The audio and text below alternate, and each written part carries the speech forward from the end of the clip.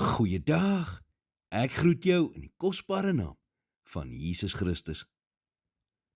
Paul Thigpen skryf: Ek onthou ek een middag by die huis gekom het en ontdek dat die kombuis wat ek net 'n paar uur tevore so hard gewerk het om skoon te maak, nou de mekaar en vuil was.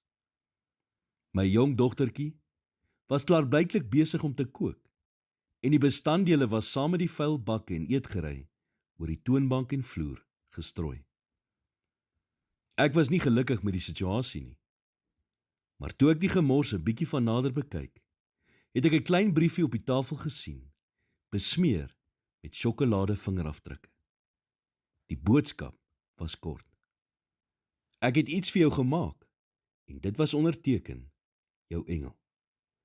Te midde van al die wanorde en ten spyte van my irritasie, het vreugde skielik in my hart opgekom.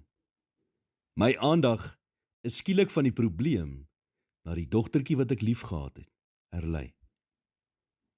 Net so kyk God ook na ons. God sê nie, as jy dit nie perfek kan doen nie, moet dit dan glad nie doen nie. Nee, hy is bly wanneer ons probeer. Foute maak, daaruit leer en groei. Weet jy wat verwag God van jou? Hy wil hê jy moet jou beste wees. Die lewe is God se geskenk aan jou.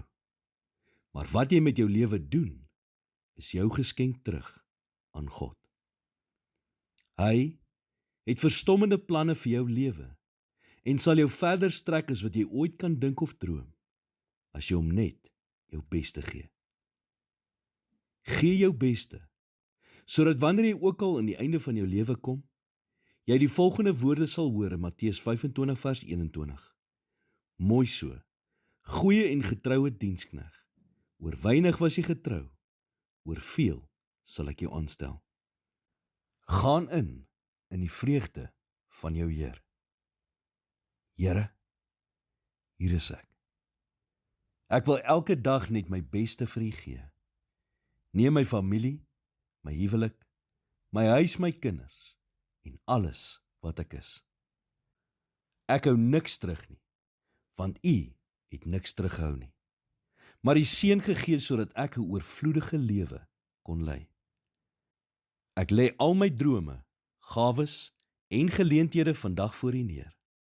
Vul my met U krag en salwing om hierdie wêreld op 'n buitengewone manier te beïnvloed. In Jesus naam bid ek dit. Amen.